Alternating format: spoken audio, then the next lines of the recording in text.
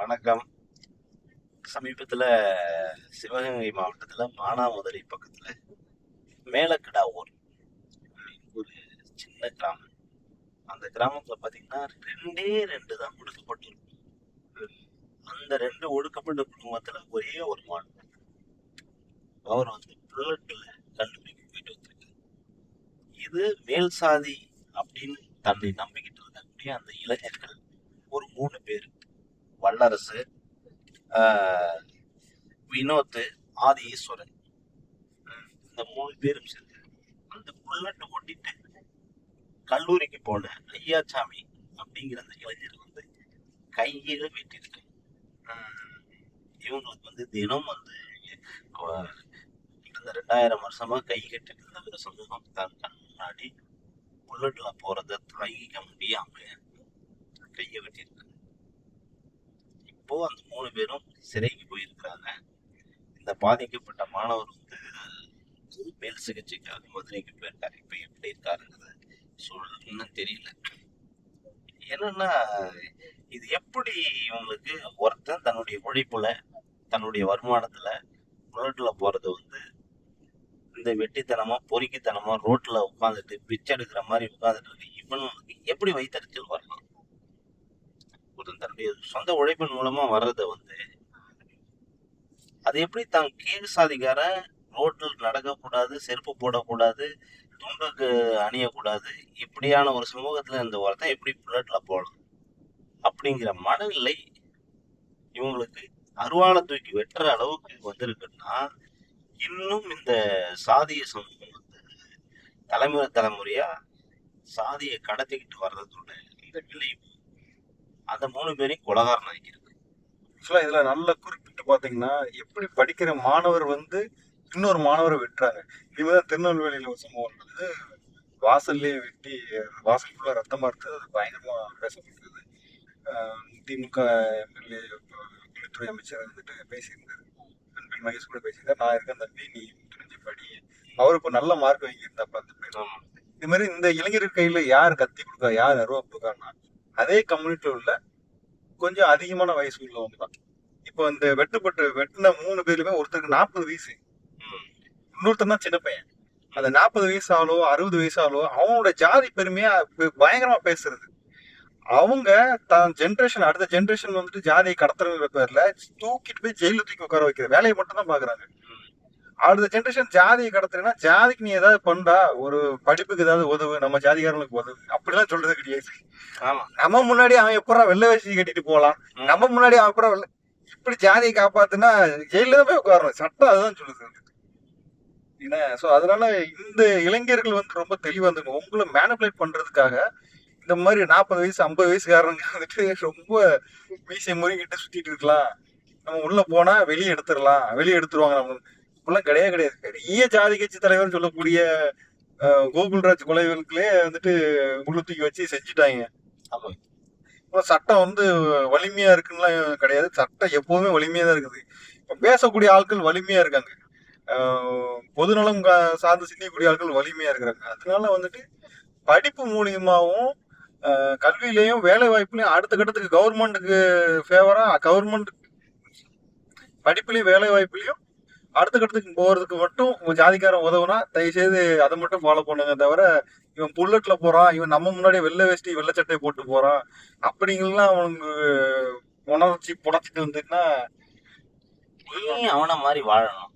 அவன் எந்த வழியை பின்பற்றான், அவன் எந்த சித்தாந்தத்தை எடுக்கிறான், அவன் எப்படி படிக்கிறான், வெக்கத்தை விட்டு கூட கேட்கலாம். நீ எப்படிப்பா படிக்கிற, நீ படிச்சதை எனக்கு சொல்லி கொடுக்க, நானும் உன்ன மாதிரி வாழ்க்கையில நீ எப்படி புல்லட்ல போறிய, நான் குறைஞ்சபட்சம் ஒரு சைக்கிள்லயாவது போகணும், கார்ல போ, நீ படிச்சு முன்னேற கார்ல அப்படின்னு நினைச்சிருந்தா நீ கேட்கலாம். படிப்பை எங்களுக்கும் சொல்லி கொடுத்து நாங்களும் படிக்கலாம், உன்ன மாதிரி நாங்களும் வரணும், இல்ல உன்ன மாதிரி பொருளாதாரம் எப்படி ஈட்டணும், எப்படி நீங்க இந்த இந்த அளவுக்கு இவ்வளவு ஒடுக்கப்பட்ட சூழல்ல இப்படி பந்து போல தண்ணியில அமுக்கப்பட்ட பந்து போல மீண்டும் மீண்டும் எழுந்து வரீங்க, பீனிக்ஸ் பறவை போல எப்படி எழுந்து வரீங்க, அந்த ரகசியத்தை எங்களுக்கு சொல்லுங்க. நாங்களும் இந்த பார்ப்பன அடிமையில இருந்து தப்பிச்சு உங்களை போல நாங்களும் வாழ்றோம் அப்படின்னா உனக்கு அறிவு இருக்குன்னு அர்த்தம். அவங்ககிட்டயும் அதே சிவப்பு ரத்தம் தான், உங்ககிட்டயும் சிவப்பு ரத்தம் தான். அவன் வெட்டினாலும் உனக்கும் உயிர் போகும், நீ வெட்டினாலும் அவனுக்கு உயிர் போகும். இதுல எங்கடா சாதி வந்தது? நோக்கி வளர்றதுக்கு பதிலா பின்னோக்கி மூளையை வந்து வளர்த்துட்டே போறாங்க. எந்த மாதிரி சமுதாயத்துல வந்து இருக்குன்னு தெரியல. மணிமாறன் சொல்ற மாதிரி அவங்கள்ட்ட டீட்டெயில் கேட்டுக்கலாம். இப்போ கவர்மெண்ட் ரிலேட்டடா உள்ள விஷயங்கள் ஃபுல்லாவே அவங்களுக்கு தான் தெரியும். இப்போ கலாச்சாரம் குடிச்சு இறந்த போது அந்த கம்யூனிட்டி மட்டுமே, தாழ்த்தப்பட்ட சொல்லக்கூடிய கம்யூனிட்டி மட்டுமே அரசாங்கத்தை எப்படி அணுகணும், அவங்கள்ல இருந்து எப்படி நம்ம அந்த நிவாரணம் வாங்கி கொடுக்கணும். ஏன்னா ஒரு குடும்பத்துல 2 பேர் வந்து போறாங்க, 3 பேர் வந்துன்னா பொருளாதாரத்தை ஈட்டு கொடுக்குறதே அவங்க தான். ஸோ அதனால அரசாங்கத்தை எப்படி அணுகும் தெரியுது. இதே உயர்ச்சியாதே சொல்லப்படக்கூடிய அவங்களும் விஷம் குடிச்சு இறந்துட்டாங்க.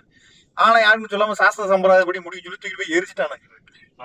ஸோ இவங்க அதுக்கு கிளைமே பண்ண முடியாது. அதுக்கு ஸோ உங்களுக்கு தெரியாத டீட்டெயிலுமே ஒரு அழுத்தப்பட்ட இனம் தான் அதுக்கான போராட்டத்தை முன்னெடுத்து போகும்.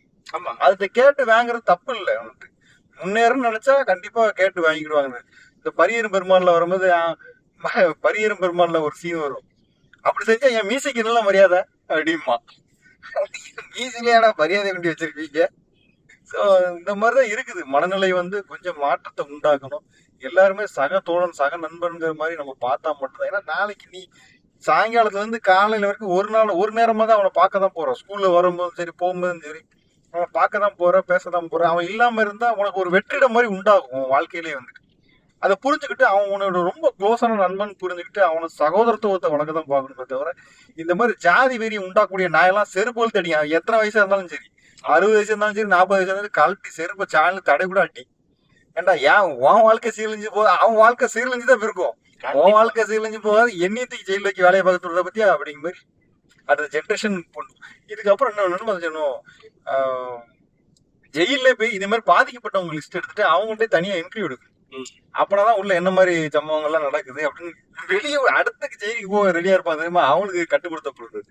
ஏன்னா இப்ப அவன் உள்ள போயிட்டு வெளியே இருந்தா எப்படி இருக்கும் தெரியுமாடா, வட்டி கூட்டு சம்பாதிக்கலாம், அப்படி சம்பாதிக்கலாம், இப்படி சம்பாதிக்கலாம், தோரணையா இருக்கலாங்கிற மாதிரி இருப்பான். எந்தத்தை சம்பாதிச்சாலும் எந்த பிசினஸ் ஆனாலும் சரி, வட்டி விட்டாலும் சரி, எந்த பிசினஸ் பண்ணாலும் சரி, அதுல உழைப்புன்னு ஒண்ணு போட்டாதான் அது உண்டு. இல்லாட்டி நீ எப்படி அருவாள் அடிக்கிறியோ அதே மாதிரி வலுவும் அவங்கள்ட்டயும் இருக்கும். ஆப்போசிட் பார்ட்டியும் இருக்கும். அவங்களும் அருவாள் எடுக்கதான் செய்வாங்க. அனாவசியமா நாய் மாதிரி வெட்டு கொட்டு சாவாம வாழ்க்கையில முன்னேறி ஓன் ஜாதிக்காரன் ஒரு 100 பேர் முன்னேறதுக்கு என்ன வழி உண்டோ அதை பார்க்கணும். நாங்க இந்த வீடியோ மூலமா சொல்ல வர்றது என்னன்னா, சாதியை வந்து வெறும் பொருளாதாரத்துல மட்டுமே கிடையாது. ஒருத்தன் முன்னேறிட்டான், தன் முன்னாடி இப்படி பைக்ல போறான், கார்ல போறான் அப்படின்னு நீ வைத்தறிச்சல் பட்டா, நீ வைத்தறிச்சல் பட்டுட்டே தான் இருக்க முடியும். அத அவங்கள மாதிரி எப்படி நாமளும் முன்னேறணும் அப்படின்னு நீ அறிவுபூர்வமா கொஞ்சம் ஆராய்ச்சி பண்ணினா உனக்கு அந்த அறிவு மூலயமா கண்டிப்பா படிப்பு ரீதியா முன்னேறினவங்க உலகம் முழுக்க ஒரு முன்னேற்றத்தை அடைஞ்சிருக்காங்க. அதுக்கு நிறைய எக்ஸாம்பிள் இருக்கு, எடுத்துக்காட்டுல நிறைய இருக்கு. ஆனா இவங்க என்ன பண்ண வராங்க அப்படின்னா, மீண்டும் மீண்டும் சனாதனத்தை, சாதிய மதத்தை மீண்டும் மீண்டும் திணிச்சுக்கிட்டே இருக்கிறாங்க. உங்களுக்கு சின்ன வயசுல இருந்தே திணிச்சிருக்காங்க உங்க மூலையில. உங்களுக்குன்னு ஒரு பக்குவப்பட்ட ஒரு வயசு வரும். அந்த வயசு வரும்போது நீங்க இது ஏன் நடக்குது, இது ஏன் நடக்கல அப்படிங்கிறத நீங்க உணர்ந்தீங்கன்னா இது மாதிரியான அருவாளை தூக்கணும், ஒருத்தனை வெட்டணும் அப்படிங்கிற சிந்தனை வராது. மாறா ஒருத்தனுக்கு எப்படி வாழ்க்கையை கொடுக்கலாம், தன்னால ஒரு 4 பேரை எப்படி வாழ வைக்க முடியும் அப்படின்னு நீங்க மாற்று யோசனையோட சிந்திச்சீங்கன்னா இப்படி ஒருத்தவங்க வெட்டணுங்கிற எண்ணம் ஒருபோதும் வராது. அதுவும் குறிப்பா 2 பேர் இருக்கிற ஒரு ஊர்ல நூற்றுக்கணக்கான குடும்பங்களை வசிக்கிற ஒரு மேல் சாதின்னு கருதப்படக்கூடிய அவங்க 2 பேரை வெட்டுறதுலாம் ஒரு சாதாரணமான விஷயம். அது வந்து அவ்வளவு பெரிய வீரதீரமான செயலாம் கிடையாது. இந்த 2 பேர் சேர்ந்து அந்த 100 பேரை வெட்டினா அதுதான் உண்மையிலேயே வீரமானது. அதான் ஆக்சுவலா என்கரேஜ் பண்றது கிடையாது. ஆனா அதை பண்ணக்கூடாது. யாரா இருந்தாலும் தவறுதான். உன் வழியில போய் நியாயம்னு ஒண்ணு பார்த்தாலே அதுக்கு சொல்ல வராது. அது நியாயமான செயல் இல்ல, நியாயமான செயல் இல்லதான். இது எந்த வகையிலயும் வந்து அது வீரனுக்கு அழகே கிடையாது. 100 பேர் சேர்ந்து ஒரு 2 பேரை வெட்டுறதுங்கிறது அழகே கிடையாது, அது அறிவும் கிடையாது. எல்லாம் திருத்தி 2000 வருஷம் அந்த மூளையிலேருந்து, மழுங்கி போன மூளையிலேருந்து கொஞ்சம் வீரியமா எழுந்து நல்ல அறிவோட தினசரி செய்தித்தாள்களை படிச்சு தினசரி வாழ்க்கைக்கு உண்டான அந்த தகவல்கள்லாம் எடுத்தீங்கன்னு வச்சுக்க, எப்படி இந்த சமூகம் நாம ஏன் ஒடுக்கப்பட்டிருக்கோம், நாம ஏன் வந்து இப்ப இடைநிலையில இருக்கும்போது இன்னொருத்தன் எப்படி நம்ம பயன்படுத்திக்கிறான் அப்படின்னு அந்த பார்ப்பனிய சித்தாந்தம்லாம் எப்படி நம்மளை பயன்படுத்துது அப்படின்னு புரிஞ்சுக்கிட்டீங்கன்னா இது மாதிரியான தவறுலாம் செய்ய மாட்டீங்க. மாற்றத்தை விரும்பக்கூடியவங்க வந்துட்டு சமூகம் சார்ந்து செயல்படக்கூடிய இயக்கங்கள் கூட சேர்ந்து செயல்படுங்க. அப்பனா மட்டும்தான் மாற்றத்தை கொண்டு வர முடியும். இல்ல இந்த மாதிரி ஆட்கள், பிற்போக்கு ஆட்கள்லாம் ஒரு கான்செப்ட் வச்சிருப்பாங்க.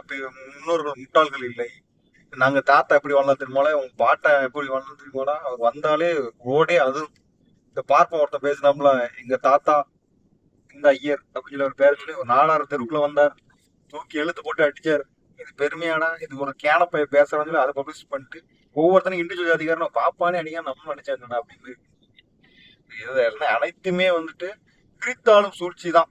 ஆமா. அதை ரொம்ப நுண்ணிப்பா கவனிச்சா மட்டும்தான் அது தெரியும். இளைஞர்களே விழித்துக்